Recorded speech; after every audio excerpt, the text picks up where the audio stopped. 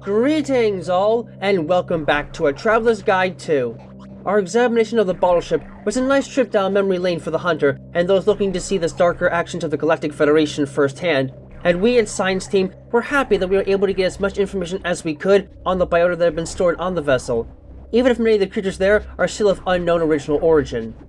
However, we are far from done when talking about research stations that are used as havens for many alien species from different worlds, and we are going to next be transitioning to a vessel that followed the Hunter and the next leg of her journey, as we begin with this segment, A Traveler's Guide to the B.S.L Research Station's main deck.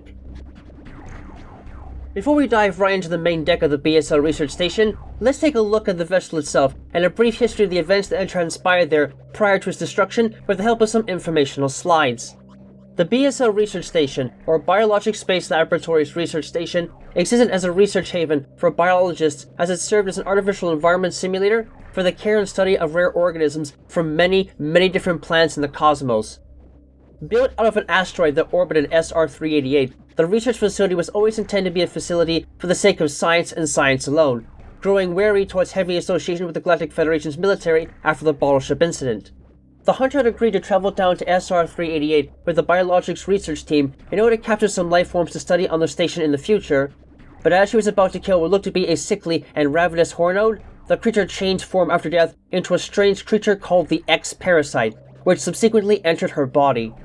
She left the planet feeling fine, but the infection ultimately put her into a coma and caused the ship to crash into an asteroid in the belt surrounding the planet, her ejection prior to the explosion being her only saving grace. After nearly dying and having much of her power suit surgically removed, the Hunter was reduced to the fusion suit, with little of her power remaining, while the removed portions of her armor were sent to the B.S.L Research Station for further study. Though she was prepared to leave on her own accord after she was cured of her infection, she was immediately thrust back into action when a distress call was released by the station with no further word. She was shipped off in a new Federation-designed gunship with a new gunship computer, who she named Adam after Adam Malkovich, her former superior officer, and began to explore the facility. Upon arriving, she quickly found that most, if not all, of the native life forms on the ship, personnel included, were dead and had been copied by X-Parasites, which are now running rampant across the station. It was put on her to find a way to eradicate them and acquire her abilities back again, but as she did this, she and Adam discovered the true culprit behind the attack. Herself. More specifically, the X-Parasites had infested her armor and bonded with the organic material left over from her flesh and copied it, creating an X-Parasite copy that Adam referred to as the SAX. The monster had laid a power bomb in the quarantine bay to release all of the captive X-Parasites, and thus was the original source of the containment breach and the subsequent slaughtering of the station's living populace. As the Hunter acquired more of her powers back from the X-Parasites and slowly began to explore the deepest reaches of the facility, Adam's actions and thoughts started to become unfamiliar and suspicious. It was not until stumbling upon the restricted zone, however, that she realized that the Galactic Federation were once again trying to clone Metroids, and this time they had set up one of the sectors on the ship to mimic the environment of SR-388 to stimulate them into undergoing the natural life cycle while still in captivity. Though the Hunter was able to acquire the power of the plasma beam by accident, providing her a weapon she could use to actually damage the SAX, the data that the Federation had planned to send her anyways was delayed, just as the diffusion missiles were supposed to but already been sent to a data room before the decision was made, because just as the Chosen themselves feared, the Federation had become extremely interested in the X-Parasites and wished to capture one of the many SAX now populating the ship alive. The Metroids were one thing, but this was too much. If the X-Parasites managed to escape, there was no telling what would happen to all life in the galaxy. The Hunter tried to escape, but she was locked in the navigation booth, her ship computer acting under the orders of the Federation. It's not until she called the AI by his nickname, Adam, that things took a turn in her favor. In an ironic and truly fantastical twist of fate, the gunship computer that had been given to her was not just based off the commander, it actually was Commander Adam Malkovich, his mind having been copied and mapped to be used as a military voice when in need as a reference. Adam awakened to the revelation of who he actually was and, in short order, disobeyed the Galactic Federation's commands and directed the Hunter towards the operation deck to set the station on a crash course towards the surface of SR-388 before the Federation could arrive to try and contain the situation. On the way, however, she was forced to confront an SAX directly in battle, and while the monster still had a lot of power with its ice beam, the Hunter was able to critically harm it enough to get it to float away. She activated the plan of crash course impact in the operations deck, and with only 3 minutes left to get out of there, she arrived at the docking bay, only to find that her gunship had left and had been replaced with a monstrously large mutated Omega Metroid. In her current state, the hunter stood no chance and was nearly killed instantly with a single swipe of the beast's claws. Just as she thought that this would be her last mission, the same SAX that she had been fighting appeared on her side and started to attack the Omega Metroid, instinctively trying to use the power of cold against his mortal enemy. However, it was still weak from his fight with the hunter, and the Omega Metroid was able to revert the SAX into its natural form in a single attack. Thinking quickly, the hunter leapt up and absorbed the Core X. In doing so, she absorbed all of her original DNA and combined with the mutated DNA the Metroid vaccine had given her, restoring her not only to her original genetic state, but with the full power of her legendary power suit, now in the form of the Omega suit, and access to the Ice Beam. With her full power restored, the hunter fired at the vulnerable belly of the Omega Metroid with a weapon and was able to kill the creature. Her gunship flew in, commanded by the Edekun's Decorus the hunter had rescued from the habitation deck earlier, to get it out of the way of the Omega Metroid and back where the hunter could enter it, and the whole lot of them escaped the facility and flew off the B.S.L research station as it impacted SR-388 and its self-destruct explosives went off, resulting in a devastating strike that not only completely destroyed the station, but, in a proper twist of fate, the entirety of SR-388 and its populace of X-Parasites in turn. Now that we have the general history of the last known events to occur on the ship, it's time to start looking at its individual areas, starting with the main deck. The main deck served as the meeting point of all the separate biozones attached to the B.S.L research station, as well as the docking base and a number of other areas, including the main elevator that connected the main deck with the 6 main sectors, the operations deck where the controls were for the station's main operations, like its orbital position and self-destruct mechanisms, the habitation deck that held the researcher and crew quarters, as well as the Edekuns and the Decoras, the only creatures on board not to be infected with X-Parasites, the central reactor core where the reactor silo was kept, the reactor silo itself, which is responsible for keeping all parts of the station active and running, the quarantine bay where the X-Parasite infected armor parts taken from the hunter were originally stored, and the Sub-Zero containment room where the body of the Ridley clone was being kept under cold storage to keep its body as hard and viable for analysis as possible. It was here that the hunter fought against an X-Parasite copy of an Arachnus to regain the use of the Morph Ball, while later on the reactor silo deactivated for no reason and she was forced to find the source of the power outage. In doing so, she found that the reactor silo had been choked with energy-draining vines, and in order to activate the auxiliary power station, she had to kill the Yakuza, giving back access to her spaceship upgrade in the process. At the end of everything, as previously noted, the hunter attempted to enter the operations deck to steer the station towards SR-388, but was forced to fight and defeat an SAX and ultimately a giant Omega Metroid before she was able to escape from the station. With all of this now established, let's examine the creatures that can be found frequently within the main deck. The X-Parasite, also known as the Edis by the Chozo, was without a doubt the most destructive life form to ever exist in the galaxy, and was such a threat to the existence of life itself that it required the work of the Chozo to eradicate it was something that in and of itself would prove to be the downfall for even more life forms. The X-Parasite itself, in its normal state, was a basketball-sized blob of protoplasm with a few brightly shining nuclei floating on the inside, possessing a form that was generally malleable and always in a constant state of motion. While the X-Parasites might not have looked that dangerous, they were in fact a collective mind whose constituent members were capable of working for the betterment of the species and did so in the only way they knew how: kill and imitate everything. For reasons that are still not understood well, the genetic code of the X-Parasite was a complete jumble of non-functioning junk DNA with such an extreme paucity of coding DNA that it was a wonder that it could properly function at all.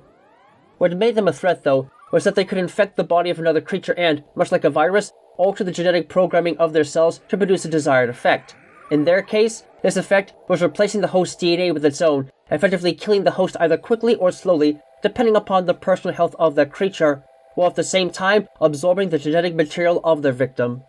In this state, the X-Parasite could freely control the host and make them perform any acts they saw as fitting for the survival of their kind, and even when the body was dead, the X-Parasite was not done yet. Once an X-Parasite was free and had access to its host's genetic material, it could instantly combine that little bit of coding DNA in its form with that of the host, essentially allowing it to copy their entire biology and then take on that form without any trouble. Moreover, these creatures could retain the last thoughts and memories of the subject if they had the chance to directly control them before death, granting them access to the same behaviors and knowledge that may have helped them in furthering their species. This mimicry skill alone was an amazing adaptation, but on its own it was merely a lethal trick to most. The real nightmare started to appear when these entities began using their bodies to make abominations that should never existed in the first place. Because their body was filled with almost nothing but junk DNA that could be freely arranged, it is possible for an X-Parasite to copy the genetic information from multiple life forms and then splice them together, turning the otherwise offline junk DNA into a connector between splices to create a new creature that may have had all the primary features of a single organism, but now possessed traits that have been spliced in from the DNA of a different host.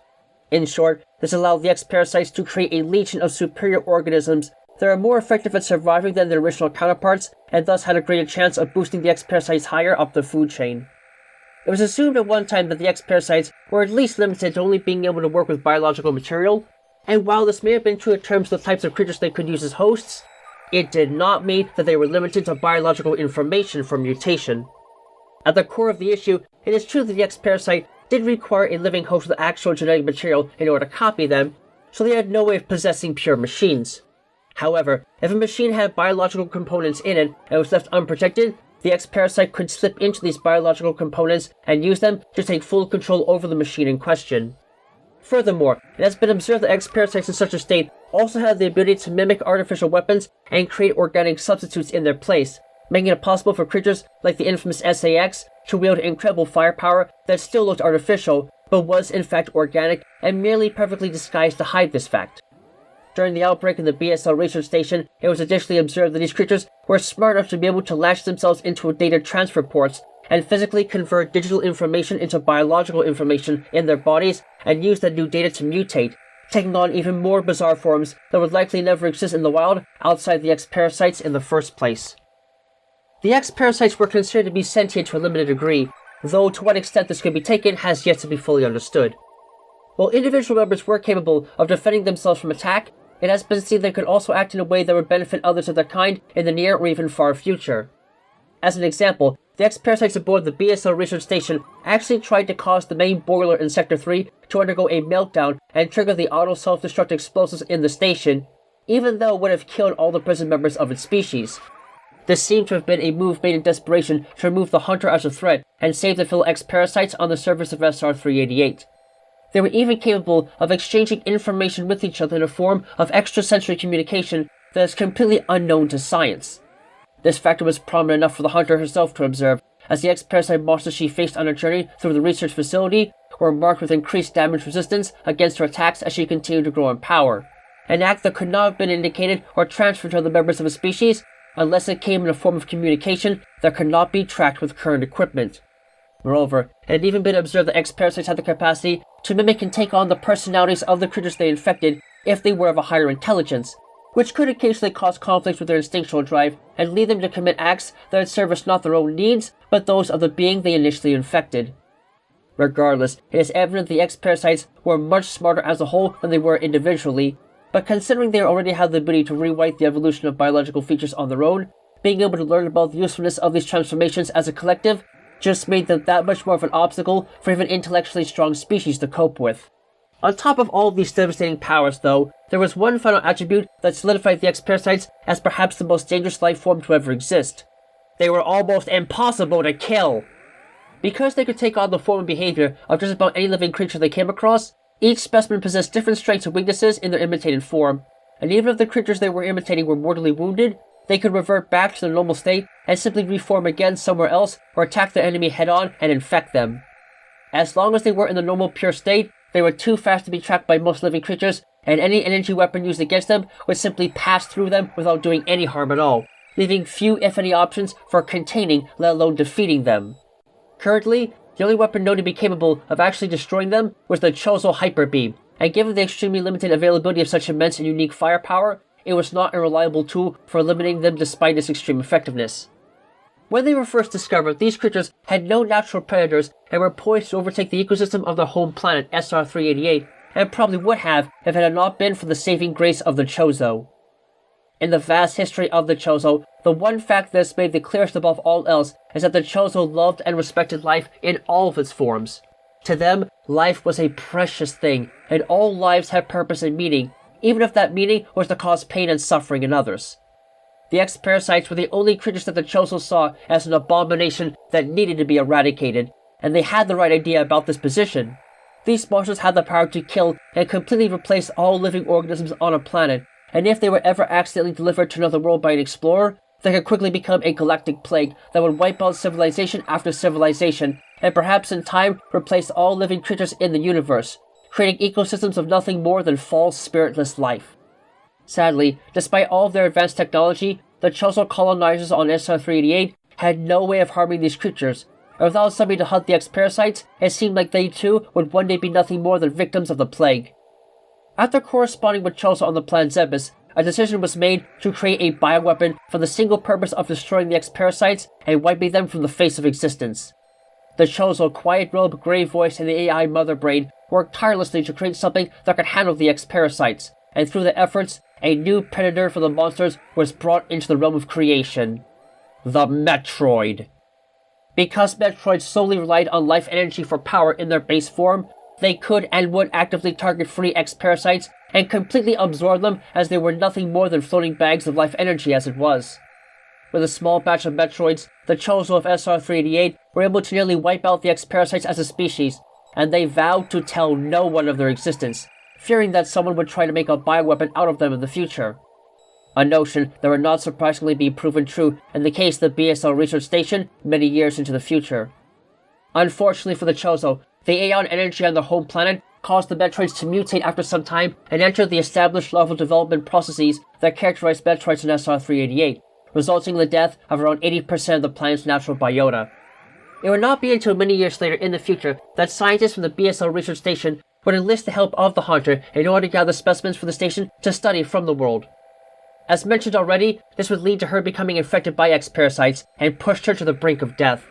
Federation scientists were forced to remove most of the semi-biological components of her suit in order to clean her of the infection and thus damage her suit to an incredible degree, but they could do nothing to kill the X-Parasites in her nervous system, and she was given a very slim chance of survival. However, in the midst of this crisis, a crack team of researchers was able to create a vaccine for her, using samples from the big Metroid that had been in storage since the destruction of planet Zebes. With this vaccine, the Federation scientists were able to purge her body of the X-Parasites for good, but in doing so, it also altered her genome and made her genetically similar to the Metroids she had once hunted to near extinction.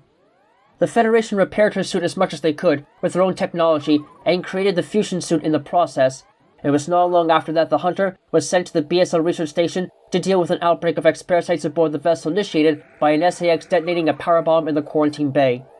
It was here that she came to realize that her Metroid-like genome had not only made her extremely vulnerable to extreme cold, but also a target for all X-Parasite controlled monsters in the station, sensing their mortal enemy in her DNA. Even so, she was able to eventually destroy those on the B.S.L research station by destroying the whole station, sending it into a direct collision with planet SR-388. But her time with these monsters would not be over here, as her adventures on planet CDR would reveal that the parasites had infected a soldier among the army of Ravenbeak, the leader of the Chozo Makan tribe, and the Hunter was forced to contend with the parasites there once more, ultimately destroying the planet and them for good. Thankfully, in her altered state, the Hunter inherited the natural powers of the Metroid, in that she was able to absorb free-floating X-Parasites in order to restore her energy, with the color of the X-Parasites being an indicator of the type of energy or weapon pickup she would receive. The most common X-Parasites were yellow in color, and would restore either 10 or 40 points of energy when absorbed. Green ones could be absorbed and converted into missile ammo for an additional 2 or 5 units of ammo. Orange ones that are unique to ZDR could be absorbed to restore 3 units of power bomb ammunition. And red ones, which were extremely rare and are almost always only released from a Ghidorah or from a normal enemy that was mutated into a different color than normal and much more resilient against damage, will restore a whopping 50 missiles, 10 power bombs, and 500 units of energy. Miniature versions of yellow and green X-Parasites were also known to exist on CDR as a consequence of infecting very small creatures, and while not a threat on their own and unable to move much in their parasite form, they could still be absorbed for a minimal recovery of 5 points of energy and 1 missile ammunition, respectively. The natural oddball of this family in their basic form on the B.S.L research station was the blue X-Parasite, which were apparently created as a personal counter against the Hunter. In exposing their bodies to the extreme cold of Sector 5 on the station, many X-Parasites mutated and not only grew in size, but absorbed a large volume of ice into their bodies. Because of the Metroid's weakness to cold, absorbing one of these creatures would actually freeze the Hunter from within and deal tremendous damage in the process when in her basic fusion suit, and these monsters took advantage of this by trying to sacrifice themselves to absorption. The only real benefit on our end that came with this new body form was that the blue X-Parasites became solid enough that a beam shot could hit them and stun them, but only for a very short period of time. It was not until after reacquiring her various suit functions that the hunter was able to absorb these creatures, restoring 30 units of energy for every specimen. It is also known that there was one specimen of parasite known to have taken on a purple color, and while it may have just resembled a basic parasite in its form, it is known to have infected and absorbed the genetic components of many of the major enemies that the hunter was forced to fight on ZDR, creating an abomination that she was only able to destroy with the Chozo Hyper Beam. In addition to this, it is noted that if free-floating X-Parasites tried to flee from her, the hunter could use a power bomb to release a massive discharge of energy that would attract the X-Parasites back towards the epicenter of the blast, making it much easier to absorb them. While the vast majority of X-Parasites were vulnerable to absorption attacks from Metroid-based life forms, if a specimen infected a host with an extraordinary power ability, it was possible for them to mutate to take on that host's best qualities and grow into a creature called a Core X. A Core X was differentiated not just with being much larger than a normal X-Parasite, but by the growth of a large thick shell around its soft body covered in sharp spines that allowed it to ram into other creatures in order to deal damage. Additionally, they gained the ability to start spawning more X-Parasites through asexual reproduction, and would do so every time their shell was hit with a beam weapon. While these shells were quite durable in most cases, they were still fairly rigid and could thus be damaged with the concussive force of a missile until the shell eventually broke, leaving the enlarged Core X open to absorption. The shells built by these Core X creatures originally only took 3 missiles to break open, but as the hunter grew stronger in her adventure aboard the B.S.L research station, the X-Parasites started to learn and strengthen their offenses in turn, causing a gradual increase in defensive resilience. On this same token, it is noted that the unusual Core X specimens encountered on ZDR all had thick, uniform orange shells with green gelatinous interiors surrounding the actual parasite that always took 5 missiles to destroy. The hunter needed to break open every single one of these creatures that she could find, as it was only through absorbing these large specimens that she was able to both recover most, if not all, the energy and munition she had lost in the fight, but more importantly, restore the organic upgrades their suit had lost in being reduced to the fusion suit, and, in the case of planned ZDR specimens, acquire new weapon systems created from the X-Parasites, mixing different traits from various life forms together to generate new powers for her to use. Furthermore, it is known that there were actually 2 different types of Core X specimens, the common form described above and the rare Beam Core X, from which the hunter recovered her various beam upgrades. Unlike normal Core X specimens, these creatures possessed an extremely durable shell that was effectively impervious to all forms of damage. They did, however, have an interesting weak point and way of attacking, as they were also the only Core X specimens able to use the associated upgrade to actually attack. As these monsters floated slowly towards their target, a thin patch of the spiny hide would open up as they started to charge up energy. The charging speed was different depending upon the power of the beam they were using, but once fully charged, they would fire a single shot of that beam weapon that could potentially be quite powerful with the right attributes. As long as they were charging, however, it was possible to launch a missile into this open spot and damage their shell from the inside of the structure and not just the surface, eventually destabilizing and shattering it to pieces. As a whole, there is little doubt that the base forms of the X-Parasite and the Core X mutations were a terrible scourge with the potential to destroy entire worlds and all the life within them, and for that as a group, for most, they must be assigned to threat level lethal imitation, with almost nothing being able to stand in their way. They say the only way to catch a better mouse is with a better mousetrap, and given what these creatures could do, it's no wonder that the Chozo went to the lengths of actually creating the Metroids in order to combat them. These monsters are practically the perfect killing machine in their own ways, given their capacity to seemingly infect anything that's even partially organic. And given that the X-Parasites themselves were nearly impossible to kill under most circumstances, it is a nightmare to see them simply run rampant across any planet or location they manage to find themselves in. The perfect killing machine made to fight another perfect killing machine. Incredibly poetic, if you ask me. Still, it does little to downplay the sheer fever dream that these entities once were before their seeming eradication from the known cosmos. And for those that value life in all forms, much as the Chozo did, they were an affront to existence itself and rightfully hunted down whenever possible. Even as one that would love to slay them personally, they are simply too much to handle. Sorry, Galactic Federation, but even for me, this is where the line must be drawn. The zombie researcher was an unusual creature created in response to the fusion of human DNA with a slime creature of some sort. It is unclear where the slime component of this abomination came from within the B.S.L research station, but what is apparent is that its mere residue was enough to create a spawn point for these monsters, as an X-Parasite carrying human DNA could come into contact with a pool of sludge left from another member of the group and reform an entirely new specimen. In essence, these entities looked like humans to a vague extent, complete with a tattered lab coat, but their appearance was incredibly misshapen and rotten in form, as if their entire bodies were in the process of melting away, the colors of the outer body and inner pink mouth flesh melting together and dripping onto the floor like they were born from a fetid swamp. The smell that accompanied them was even worse, resembling a combination of toxic sludge and rotting flesh, and was so overpowering that it may in fact have been the most dangerous part of these creatures. Because of the odd state, the brains and other organs that would be present in a human were jumbled together in a single heap of sludge, rendering these monsters incapable of doing much more than shambling along and swiping at a nearby creature out of pure instinct. Thankfully, these monsters were extremely weak, and a single blast from a basic weapon like the power beam could cut right through them and cause them to die in a splatter of goo, but caution was still recommended when facing other threats in an area. Since only a little bit of slime was needed to remake these beings, another X-Parasite would likely appear after a short time and reform the creatures indefinitely, forcing explorers to keep an eye on them lest they sneak up and actually manage to successfully attack their target, though this is not enough to elevate them any higher than threat level Alpha. It is horrifying to think these entities used to be humans and now are little more than literal slimy husks of their former selves. The X-Parasites sometimes could have a bit of trouble dealing with certain species, and it seems that they initially ran into an issue in their early attempts to copy and mimic humans in this sort of state.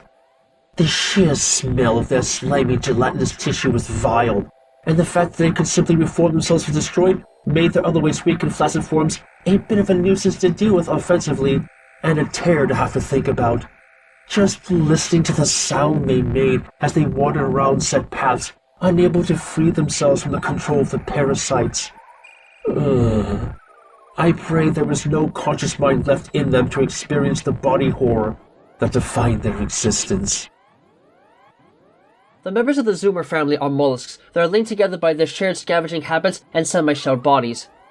Gamers are an evolutionary offshoot of the Zoomer family, and readily distinguished by possessing only 3 eyes, much like Silva's, and the possession of a much thicker carapace that makes them more resilient against attack. In fact, the variant that exists on Brio and Talon 4 are completely invulnerable to most beam weapons, the only exception being the devastating space-powered plasma beam, while gamers that are once found in Zebus were not quite as sturdy. These creatures have the same basic diet as the Zoomer, but they keep their spines retracted most of the time in order to help them blend in with their surroundings. If a gamer is threatened, however, it will extend its spines and pull its head into its armored carapace. In this state, the creatures are impossible to hurt with standard weapons, and only plasma-based weaponry and concussive weapons like missiles will be able to hurt them. Getting close to them at this point is usually a bad idea, as the spines are much larger than that of the Zoomer and can be easy to jump into if one is not paying attention. This was especially the case with the ultra-rare orange gamers known as H-Zoomers that were known to have existed on Zebus at one point, as they seem to have a habit of following around larger creatures as they move near the gamer for reasons that are still unclear. It is also known that these creatures do not feed on soil or rocks, instead acting as scavengers that feed off dead tissue and other organic materials, which in turn makes them just as capable of spreading disease as the Zoomer is. Lastly, it is known that gamers were among the many creatures that were killed and copied by X-Parasites aboard the B.S.L research station. These mutant copies possessed a much more durable shell lined with organic metal, which made them completely invulnerable to standard weapon fire in a similar manner as silver gamers, though charged shots were still capable of penetrating their thick shells. As a result of this, for the most part, these iterations of the creatures weren't that much more dangerous, but the added armor was enough to at least bump them up to threat level beta compared to the regular forms. The Garon was a mysterious fungus-like entity whose actual form outside mutation from X-Parasites is not entirely understood. It is not even certain if this was a real creature or not, as it is possible that it may have just been an organic mass created from X-Parasites forcefully fusing together into some sort of distorted organic mass. These entities do not have the capacity to actually harm anything directly, and serve more as living barriers that came in a variety of forms to try and prevent other creatures from getting past them. Copies of the Garon that are green with a red core were invulnerable to beam weapons but could be damaged by the concussive force of a missile. The purple variants with blue cores can only be harmed by super missiles, and the giant variety with blue-green webbing and yellow core can only be destroyed with a blast from a power bomb. Additionally, it is known that an abnormal variety of the creature was used by the X-Parasites in order to take over the atmospheric stabilizers of Sector 1 of the B.S.L research station, to create an environment that would be best fitted for the survival of the X-Parasites and not necessarily the rest of the life forms in the area. These creatures retained their green coloration but had attached themselves to large shields made of junk in order to protect themselves against damage, though they always seemed to have at least one side open to attack and could be destroyed easily with 3 missiles or a pair of charged beam shots. As a result of their unique existence, these entities did little other than obstruct one's pathway through the facility, and thus can only be ranked within threat level Alpha. The Genesis was a bizarre lifeform whose original identity and planet of origin are still very much unknown, leaving the X-Parasite copies seen in the B.S.L research station as the only subjects available for study. These monsters bore a vague resemblance to Zebesian space pirates in their arm and leg structures, and were genetically similar to a moderate degree, but they lacked the organic weapons and armored exoskeleton that characterized them, and instead possessed razor-sharp claws and a thick, dark-colored hide that was so resistant against concussive damage that it required at least 2 power bombs to breach. These monsters walked around in damp, dark passageways and preferred to remain in the dark at all times, mainly because they had no eyes and thus had no need to come into lit areas, instead using their keen sense of smell to detect nearby prey. When these monsters detected another living creature near them, they would sneak up on it from behind and pounce on the target when it least expected it, using their strong 3-fingered hands and feet to hold them in place while they bit down hard and ripped their prey into bloody chunks while they were still alive, downing the meat hunks one at a time. The only warning sign they most had for this attack was the sound of their breathing, as it tended to sound a little labored right before they leapt to strike.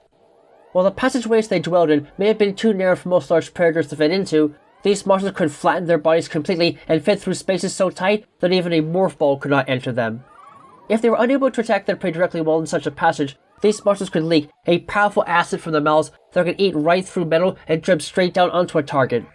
This might not have been the most effective way of getting prey, but if the attack did somehow manage to kill their target, they could spend volumes of the substance to eat a massive hole in the passage they were resting in, feeding on the downed corpse from there. The Genesis was definitely an abnormal creature, and seems to have been made into a decent weapon by the X-Parasites aboard the station, although whether or not the genuine form of these creatures was as deadly remains to be seen. Nonetheless, they could be a noble threat to be worried about in the dark corridors of the station, and rightfully belonged within threat level Gamma.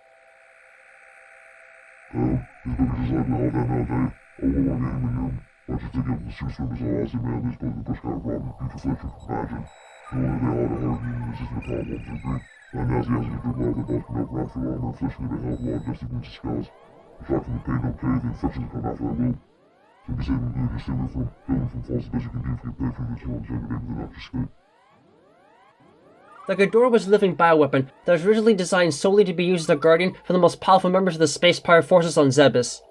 These creatures had no real ability to feed and reproduce on their own, but that seemed to work fine for them as they were born without any orifices and almost no organs at all. These creatures started out as small, spore-like nymphs that attached to the energy shields on a door and fed off it directly for energy. Over the course of a few hours, these monsters would sap increasing amounts of energy from the door shield and grow continuously in size as they did so, using the main structure of the door itself as a fixture to grasp and grow over until it eventually covered it completely, sometimes spreading its cellular growth over onto the walls, floor, and ceiling nearby.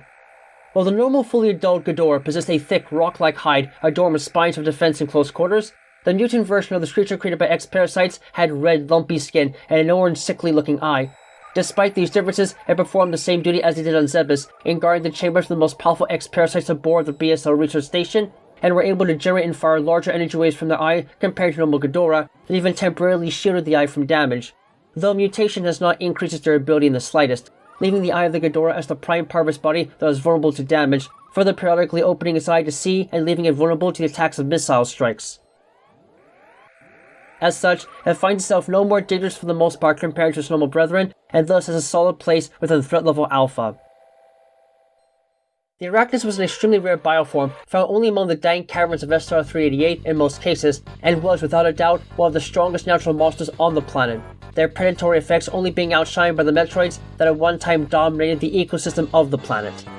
While it is unknown how one was even able to be located and secured for the B.S.L research station, it would end up becoming infected by an X-Parasite and used as the host for the species in turn.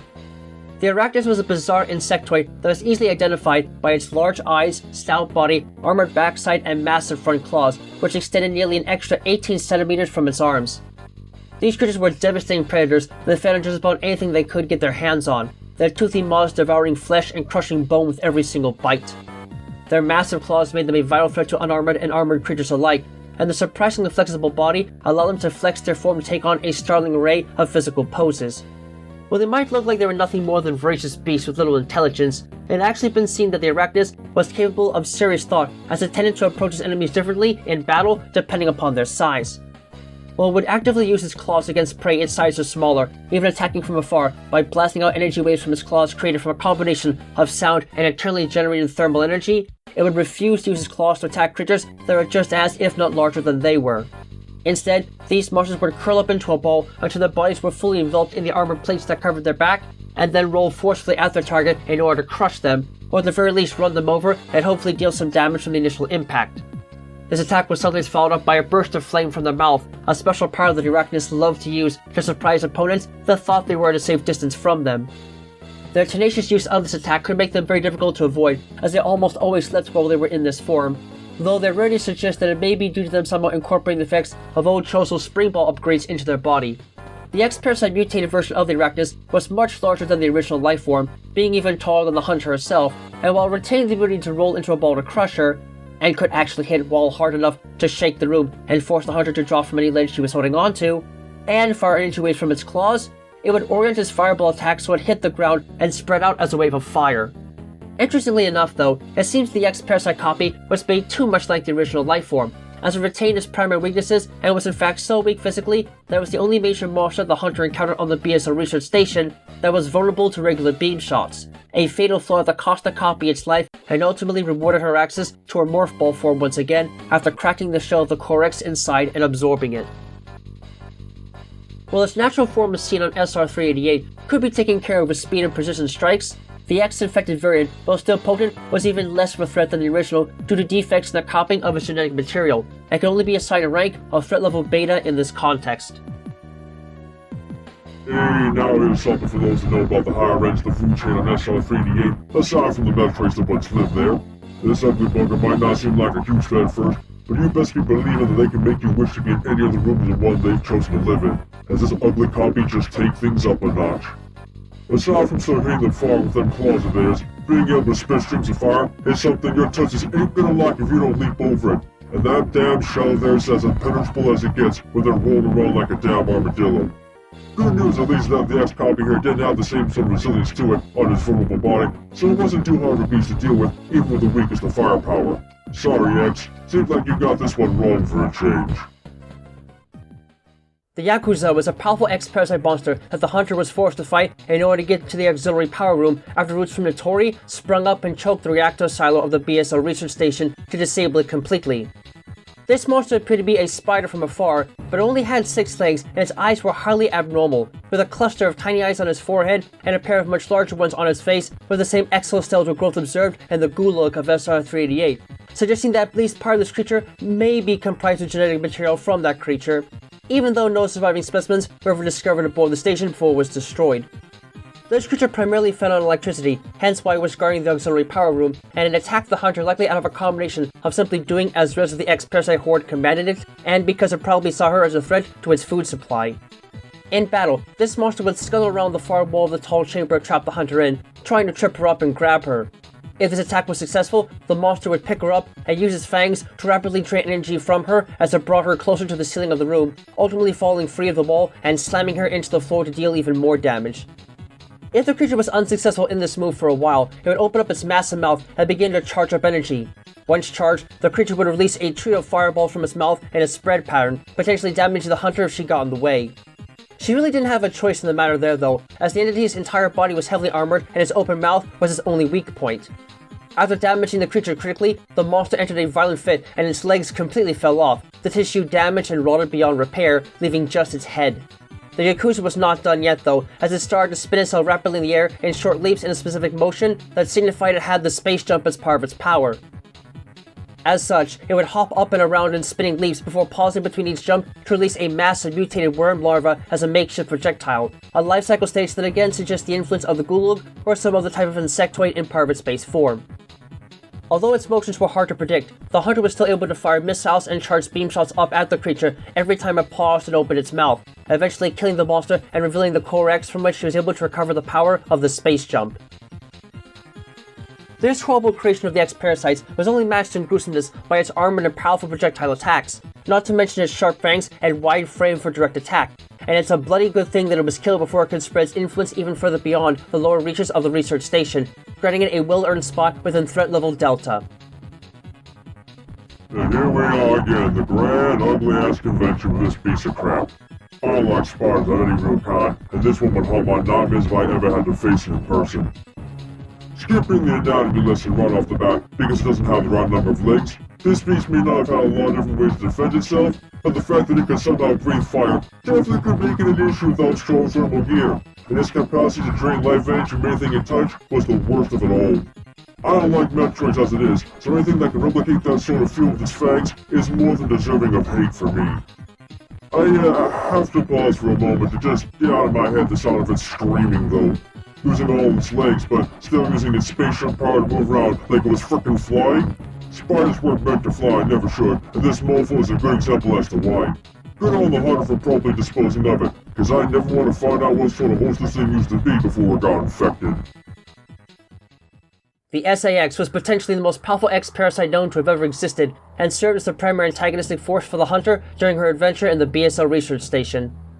When the Hunter was initially infected by X-Parasites, as noted already, large sections of her armor had to be surgically removed in order to purify her outer body of the infection. The removed pieces of armor were taken back to the B.S.L research station and confined to the quarantine bay for later analysis. But unbeknownst to the researchers present there, the X-Parasites that had been attached to the armor were able to retrieve genetic information on the Hunter from these semi-organic components and, using the outer armor of the legendary power suit as a base, morphed into a devastating copy of her that later become to be called the SAX.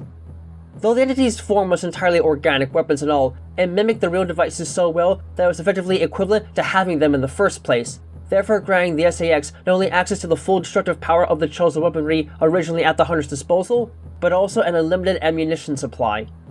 Not surprisingly, the creature's main priority was the survival of its race, so the original SAX detonated a power bomb in the quarantine bay shortly after forming, releasing the X-Parasites that had been contained in other specimens, and thus resulting in the complete and hostile infestation of the facility by the monsters. The Hunter was sent to investigate the cause behind this, and it would not be too long before she would come face to face with the monster and its devastating power. While it may not have had the sheer intelligence that the Hunter had, despite likely having access to some of her memories, this only made the SAX more of a threat, as its only true goal seemed to be destroying the station and destroying the Hunter once it became aware of her presence. The SAX was not stupid by any means though, as it intimately knew how to best use her weapons in order to destroy hatches and parts of the station's structure, leaving nothing but devastation in its wake.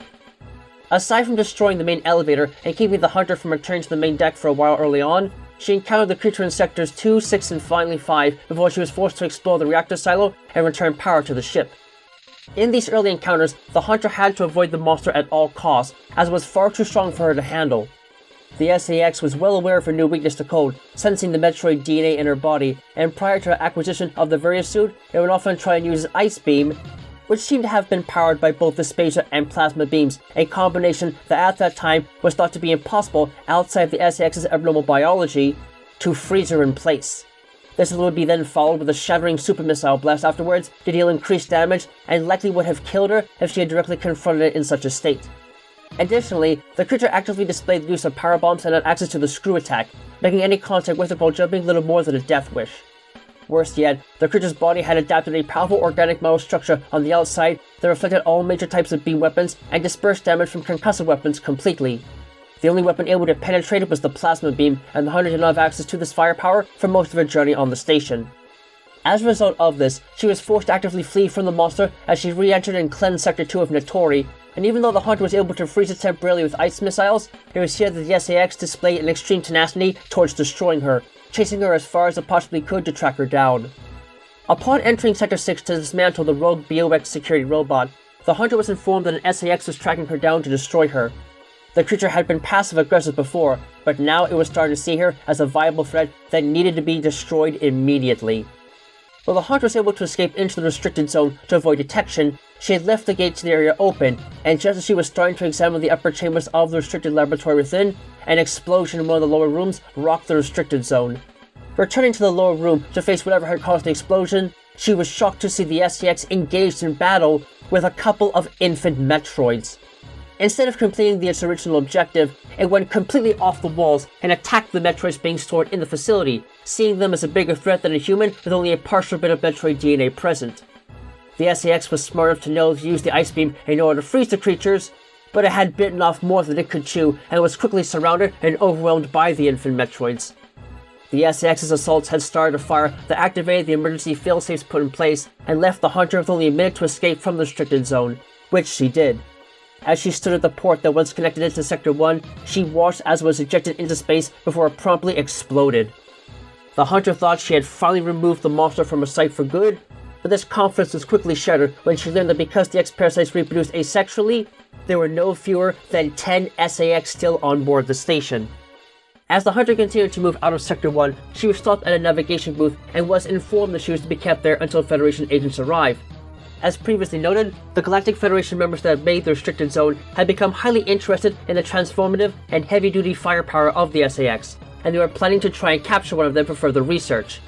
This explained why they had held back the download data for the Chozo plasma beam until the Hunter was able to acquire it naturally, and almost managed to hold back data for the diffusion missile, with the Hunter only getting the upgrade because it had been sent already to a data room before the decision was made, as they feared that she would end up becoming too powerful and would destroy all of them before they could capture a sample.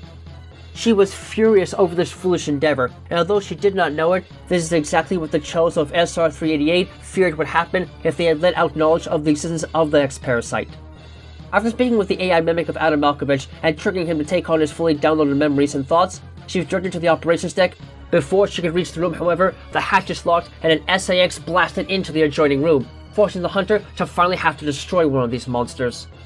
The creature still relied heavily on its ice beam and super missiles to attack, as well as the screw attack to move up and around the Hunter to get a better defensive position, or to move close to her to fire at point-blank range. But the Hunter was no longer helpless, as she was able to use charged beam shots with her stacked plasma beam feature to severely damage the creature.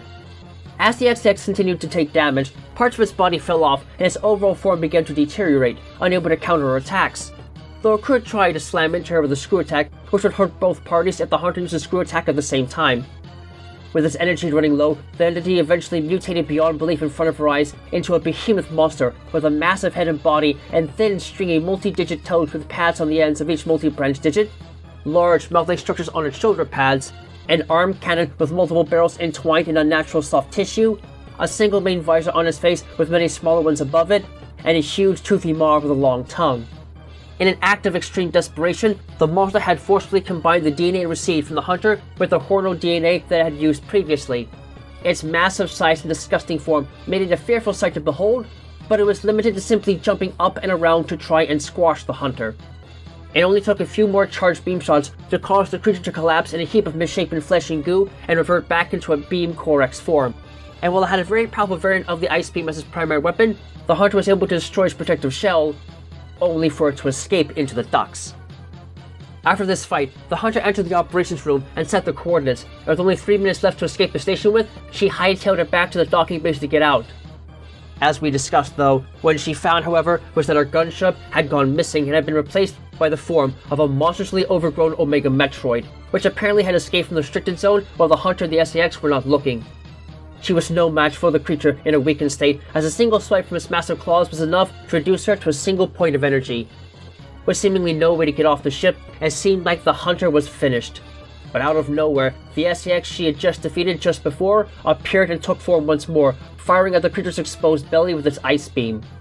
The SAX had determined that a real adult Metroid was a far more important threat to deal with than the Hunter at that point, but because it had been weakened from its last fight, the Omega Metroid was able to kill it in a single attack. The SAX was definitely a powerful opponent for the Hunter to face, but it was the psychology of the creature that frightened her the most, as it had all the powers she did, yet had no will to refrain from using them, and the sheer destruction it was capable of was appalling. It makes one wonder whether or not so much power should be given to any one man or woman, but that is an ethical question that must be left to the masses to decide. For now, it is a thankful thing that its monster and the rest of its kind will hopefully never see the light of existence again, even if they may have cost the Hunter the remaining friendly ties she had with the Galactic Federation, and the members who would have rather seen the SAX used as a weapon of war than eradicated like the imposter parasite that it was. In summation, this can only make the entity worth classifying as something special, so let's call it threat level your own worst enemy. So, gonna just tackle the elephant in the room and make clear that I ain't a big fan of this frickin' thing, and no one ever should be. The Hunter, at the peak of her power after destroying Zebus, but in a form that had no remorse for killing anything and everything that got in its way. You seen the firepower she was packing before she got infected? This thing is a space pirate's worst nightmare, man, no joke. And even if I can be a cocky SOP sometimes, I would never think myself to be capable of actually taking this damn thing on. The beam weapons, missiles, screw attack, power bombs, the list just keeps going on, and is a hell of a thing to even think of being on the receiving end of. And for once, I have to feel bad for the Hunter when she was just trying to get out of the way of this monster. He was hunting her down just like every other infected beast on the vessel at that time, but it was smart, cold, calculating, nothing but sheer power and remorselessness, only desiring to kill the Hunter and multiply just like the rest of his kind. Between you and me, I'd rather face a horde of Metroids than anything like this ever, even if just because the Metroids would make death a hell of a lot quicker and less painful. Given that this location is where all incoming travelers and personnel had to go in order to even dock at the B.S.L research station in the first place, and because most of the monsters that existed there were fairly weak and not a serious threat outside the lower generator for the station, it can honestly be a decent place to relax and try and recuperate for a bit amongst the many dark and destructive monsters that make the other sectors of the ship feel more threatening. The fact that it was also the only place that was directly connected to all the other sectors on the research station also made a frequent stop for those trying to navigate the entire vessel, and while this might not have made it totally safe, it was at least a step up from the norm and worth spending time on to rest before fighting the much more dangerous denizens that could be found in other sectors and the lowest reaches of the station. While it might have had a lot of different components to it that could hide pockets of infected beasts around every corner, at the very least, the main deck of the research station was indeed free of seriously dangerous creatures for the most part, though its lower bowels could prove to be hard to keep safe given its direct connection to a few back entrances to the other locations. Nonetheless, it could have been a good place to rest up and find some serious quarantine in parts of it, but that won't be the case in the next location, as from here, we're going to be taking a bit of a trip to SR-388, or at least its kind of world, as we dive into Sector 1 SRX. Thank you all for watching this video. We here at Space Pirate Science Team take our work very seriously, and we genuinely wish to be as informative as possible when it comes to the work we conduct here, for both ourselves and in the name of science. If you enjoyed this video, please like, subscribe, and comment to help us get greater recognition out there to inform the greater populace of the universe as a whole. Also, feel free to keep track of us through Twitter, as we'll be posting notices there every time something new is submitted for your viewing pleasure. We hope to see you all in the next video, no matter what world it may take us to.